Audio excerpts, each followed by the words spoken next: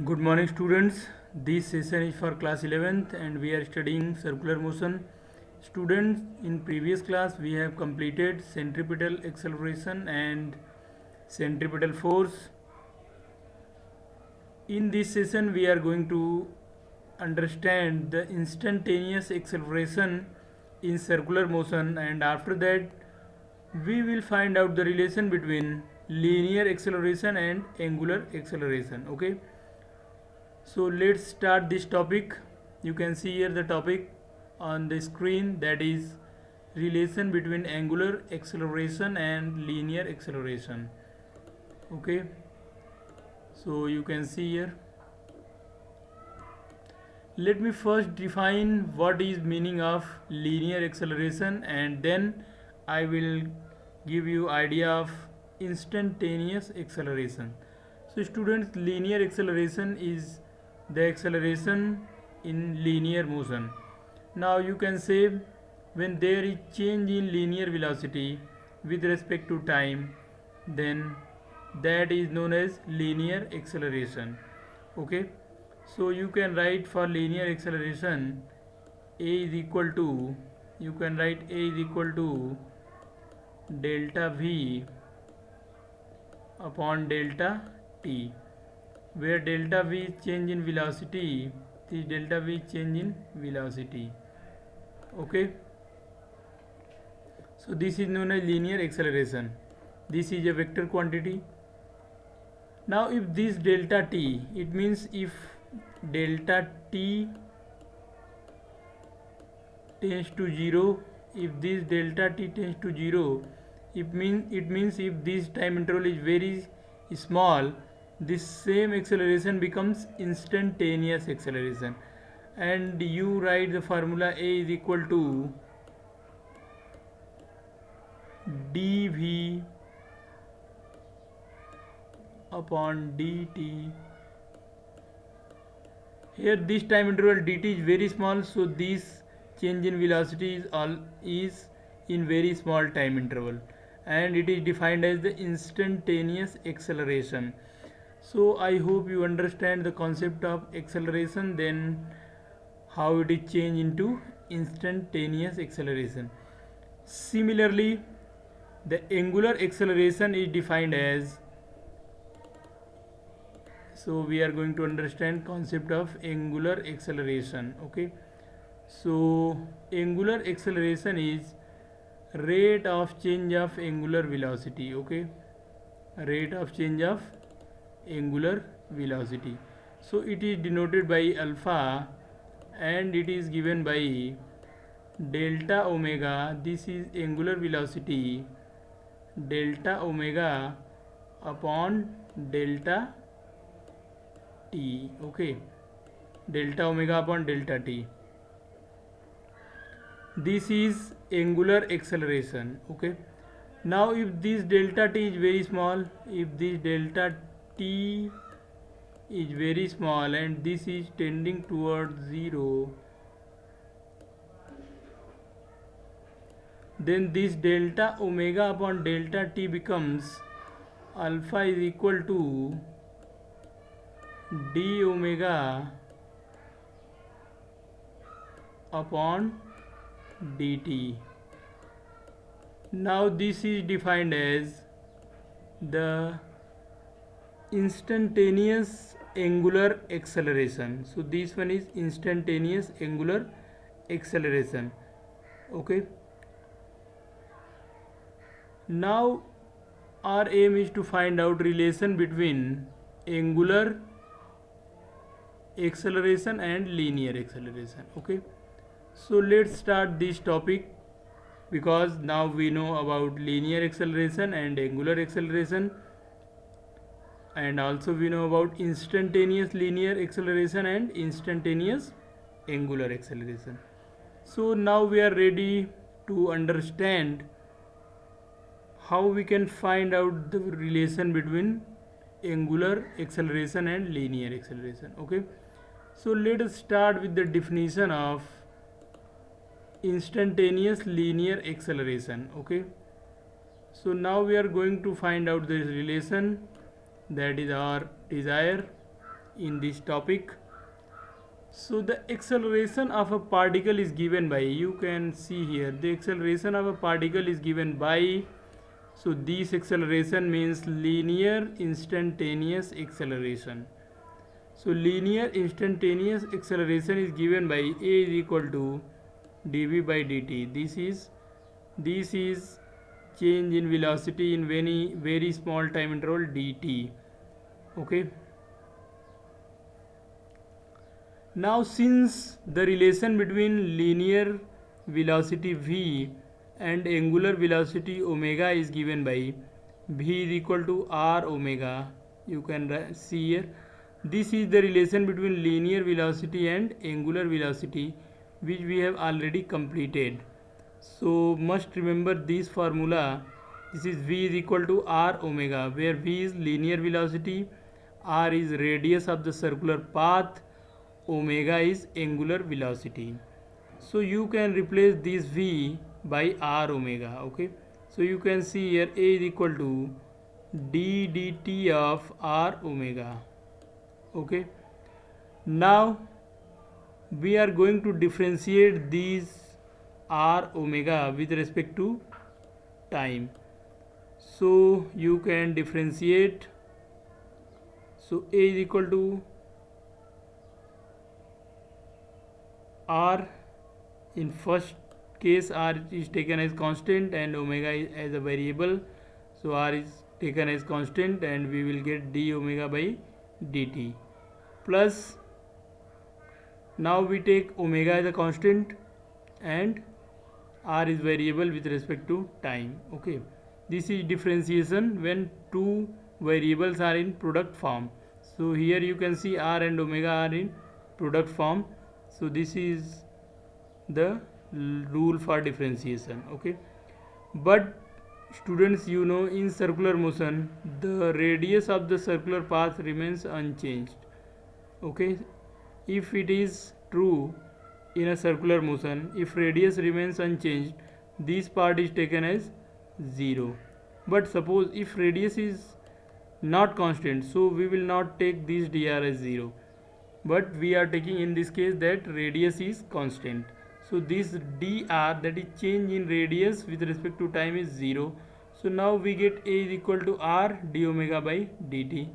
So here you can see, since r is constant, that is radius, so we get here, we get dr by dt as 0. So if this portion is 0, you get A is equal to r d omega by dt. So you get A is equal to r d omega by dt. Okay, but do you know what is this d omega by dt? You can see here, this d omega by dt is rate of change of angular velocity, since omega is angular velocity. Omega is angular velocity. So this d omega by dt is angular acceleration alpha. So you can replace this part by alpha. So you will get here A is equal to, you can see this is A is equal to r into alpha. So A is equal to r into alpha. This is the relation between linear acceleration, radius of the circular path and angular acceleration, and it is given by equation number 3. So student, I hope you understand the relation between angular acceleration and linear acceleration. Okay, it is very important topic. Try to revise these topics at least 4-5 times, then you will feel that you are able to do these derivations by yourself. Okay, and try to solve questions based on these topics. These are very important topic related to the motion. Students, circular motion is one of the most important topic related to the motion in plane. After completing this session, we will start one another very important topic, that is known as projectile motion. Okay, so let us see the next topic of this session.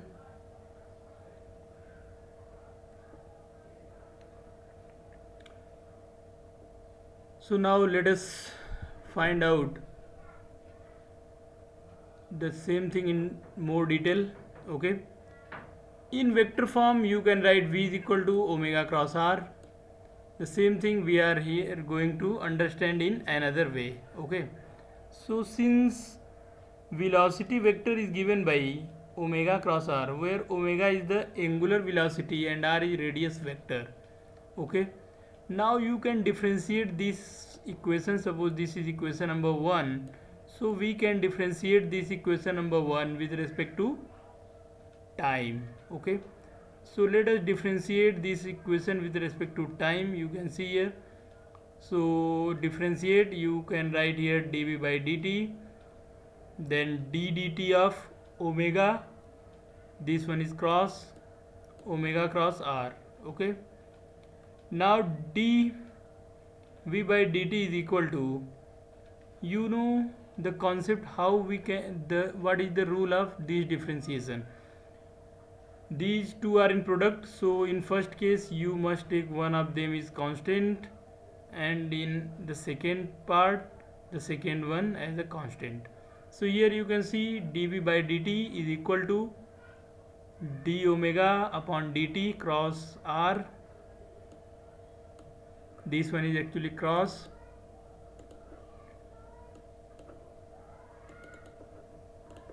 This is actually sign of cross. Okay, this is sign of cross.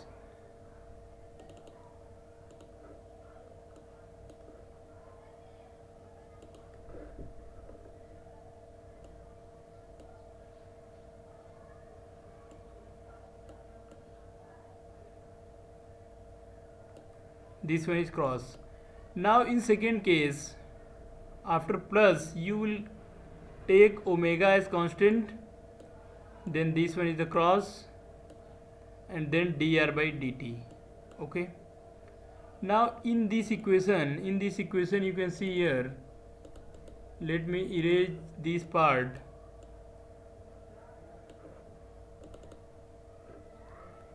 This one is the angular acceleration, this one d omega by dt, this is angular acceleration. Okay, and in this part you can see this one is actually the velocity. You can see this is dr by dt, where r is the radius. Okay, radius of the circular track. So this dr by dt is the linear velocity. Okay, so now we are going to replace this d omega by dt with alpha and dr by dt with v. So let's see this equation number 2.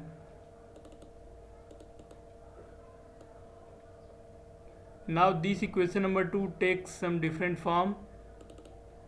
You can write, suppose this one equation number 2. So equation number 2 looks like this equation number 3.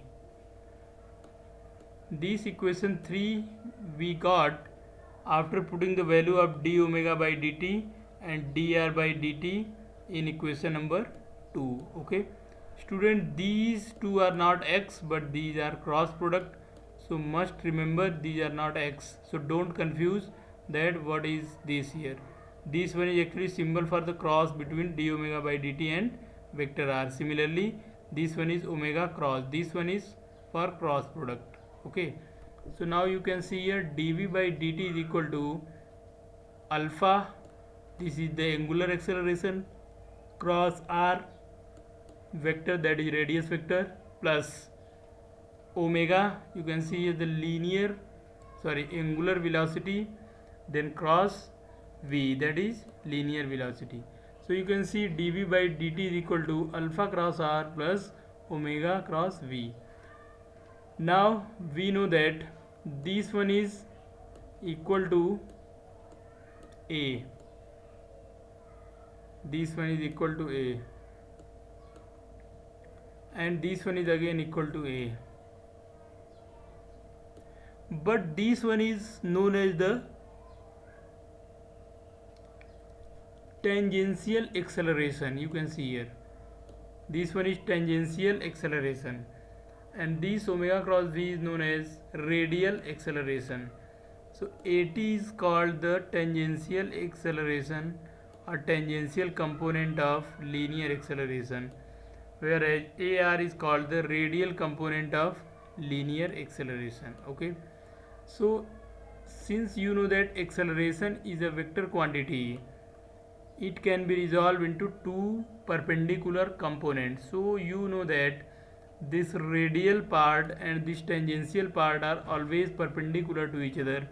It means this acceleration can be resolved into two component, at, that is tangential component, and its value is equal to this part. Similarly radial component given here. Okay, so ar is the radial component of linear velocity. Now there is some very important condition. So for uniform circular motion, if circular motion is uniform, then omega is constant. It means angular velocity in uniform circular motion remains unchanged, and so we get d omega by dt. This part, that is d omega by dt, is 0.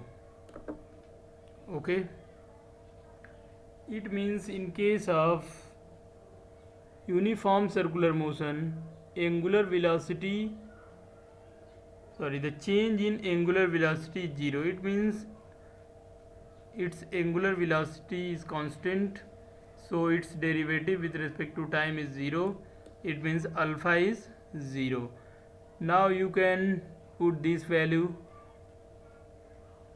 in equation number 2, and you get this part, that is tangential part, is 0, and the linear acceleration of the motion is equal to the ar. It means for uniform circular motion, linear acceleration is centripetal acceleration. Okay, because it is the only equal to the radial acceleration. So this is very important topic, and in this session, in this topic, you will be able to understand the concept of tangential acceleration and radial acceleration. In this slide, the objective is you will be able to understand that there are two components of acceleration of the particle in circular motion. One is tangential acceleration and second is radial acceleration. Now if the motion is uniform circular motion, it means if the angular velocity of the particle remains constant, it means it is not changing with respect to time, then its derivative, that is d omega by dt, is 0 because omega is constant. We know that differentiation of any constant is taken as 0. So d omega by dt is 0, and if d omega by dt is 0, then first part of equation number 1, that is d omega by dt cross r, is 0, and you will get dv by dt is equal to omega cross dr by dt, that is dv by dt is equal to omega cross v. Okay, now omega cross v is considered as the radial acceleration. It means in case of uniform circular motion, the instantaneous acceleration is equal to the centripetal, or you can say the radial acceleration of the particle. Okay, so I hope you understand this relation and the concept of linear and the tangential concept, and the case when the acceleration is equal to the radial acceleration. Okay,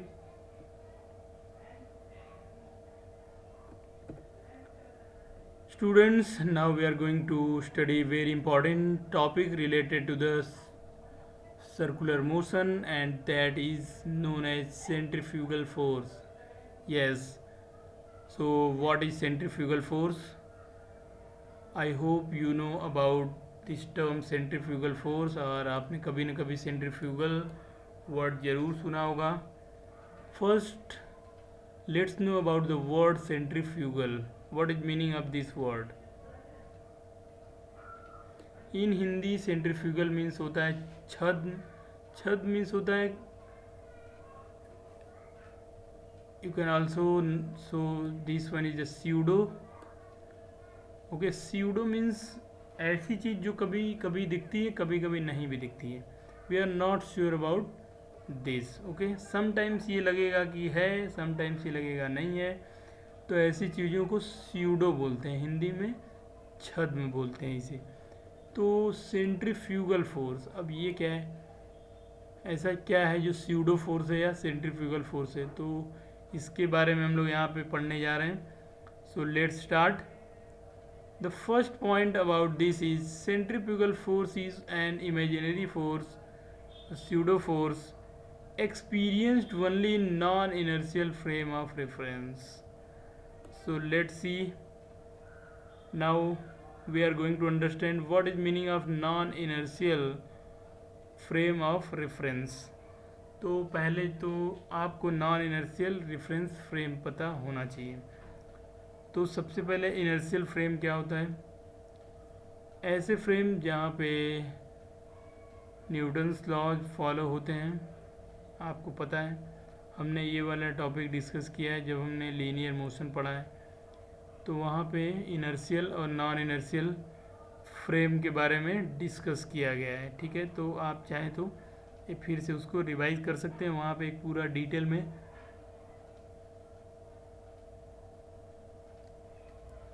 video बनाया गया इस topic पे. ठीक है, तो यहाँ पे देखिए centripetal force non inertial frame of reference में होते हैं. ऐसे रेफरेंस फ्रेम जो एक्सेलरेटेड मोशन कर रहे हों, ठीक है, उनको भी non inertial frame of reference बोलते हैं. Second point, this force is necessary in order to explain Newton's laws of motion in an accelerated frame of reference. तो यहाँ पे देखिए non inertial frame of reference जो होते हैं वो एक्सेलरेटेड होते हैं, मतलब ये एक्सेलरेटेड मोशन में होते हैं. अब क्या होता है, इस फोर्स की रिक्वायरमेंट होती है. This force is necessary in order to explain Newton's law. तो इस फोर्स जो कि स्यूडो फोर्स है, जिसको सेंट्रीफ्यूगल फोर्स बोलते हैं, ये नेसेसरी होता है न्यूटन्स लॉ एक्सप्लेन करने के लिए in accelerated frame of reference. Accelerated frame of reference means यही non inertial frame of reference है. ठीक है, थर्ड पॉइंट है यहाँ पे, centrifugal force acts along the radius but is directed away from the centre of the circle. Okay, तो यहाँ पे देखिए आपने पढ़ा था जो सेंट्रीपिटल फोर्स होता है वो ऑलवेज सेंटर की तरफ होता है. जैसे ये सेंटर है सर्कल का, तो सेंट्रीपिटल फोर्स ऑलवेज ऐसे इस सभी डायरेक्शन में होगा, ऑलवेज सेंटर की तरफ होता है. बट जो सेंट्रीफ्यूगल फोर्स है is act along the radius but directed outward. तो अगर इसकी बात करें हम तो ये ऑलवेज डायरेक्शन तो रेडियस का ही होगा, लेकिन आउटवर्ड होता है, ये रेडियली आउटवर्ड होता है ऑलवेज. ठीक है, तो यहाँ पे सेंट्रीपिटल और सेंट्रीफ्यूगल फोर्स जो हैं वो एक दूसरे के अपोजिट माने जा सकते हैं. ठीक है, क्योंकि सेंट्रीपिटल फोर्स भी रेडियल फोर्स है बट ये टुवर्ड द सेंटर होता है, जबकि सेंट्रीफ्यूगल फोर्स भी रेडियल होता है बट ये आउटवर्ड होता है. मतलब आप यहाँ पे बोल सकते हैं कि सेंट्रीफ्यूगल फोर्स जो है वो सेंट्रीपिटल फोर्स के अपोजिट डायरेक्शन में लगता है. तो यहाँ पे देख सकते हैं the direction of centrifugal force is always opposite to that of the centripetal force. तो यहाँ पे देखिए डायरेक्शन ऑफ सेंट्रीफ्यूगल फोर्स, जो सेंट्रीफ्यूगल फोर्स की डायरेक्शन है is always opposite to that of the centripetal force, वो सेंट्रीपिटल फोर्स के opposite है. Fifth, centrifugal force is given by F is equal to M B square upon R. तो आपने पता है कि ये फार्मूला है सेंट्रीपिटल फोर्स का, बट स्टूडेंट्स सेंट्रीफ्यूगल फोर्स के लिए भी सेम फार्मूला यूज होता है.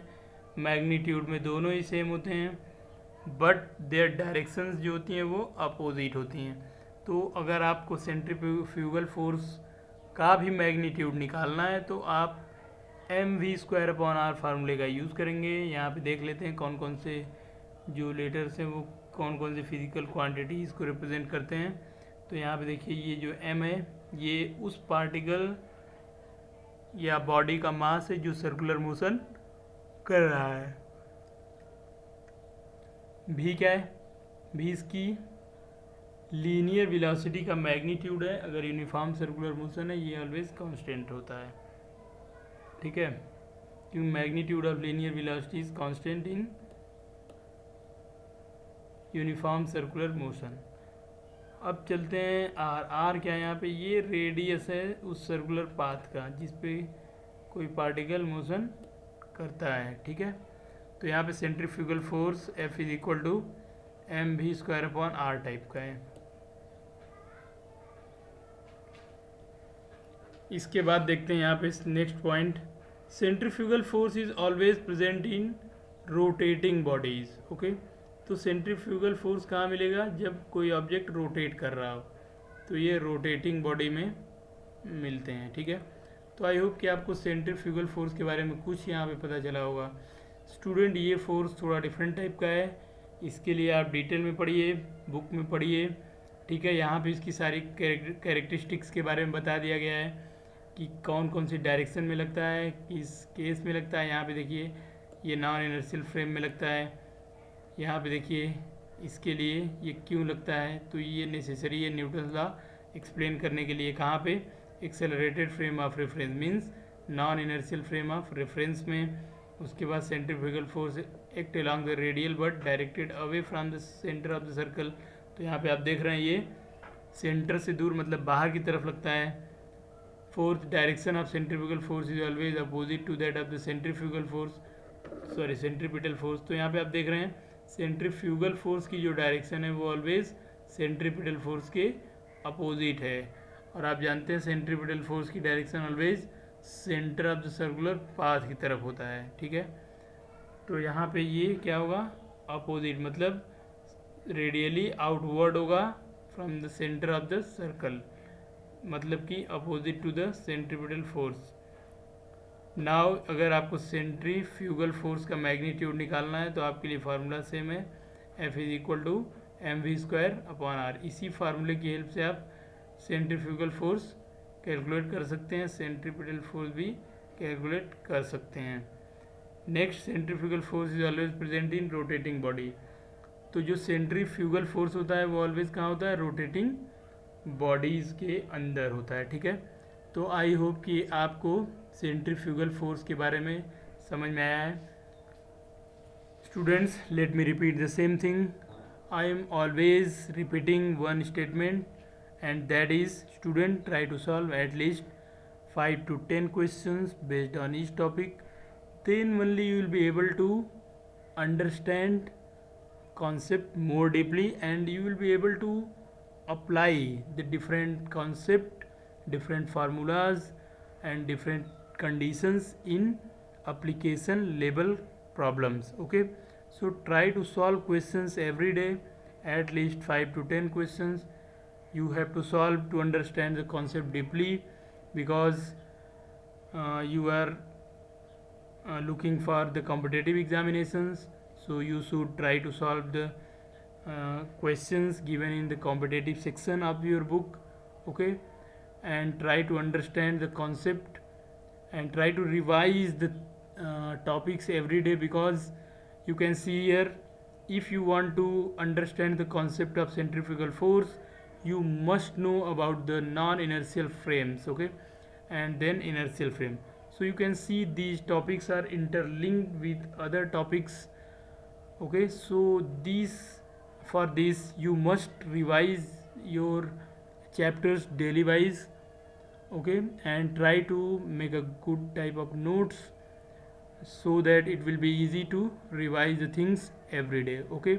So I hope you understand the concept of centrifugal force and you will be able to derive formula between the angular acceleration and the linear acceleration in both in scalar part and the later one that was in vector form, and then you are able to understand how the acceleration in circular motion can be resolved into two components, that are radial component and tangential component. Okay, so thank you for watching. In next session we will start the examples based on the centrifugal force, and I hope in that session you will able to understand the concept of centrifugal force more deeply. Okay, thank you for watching.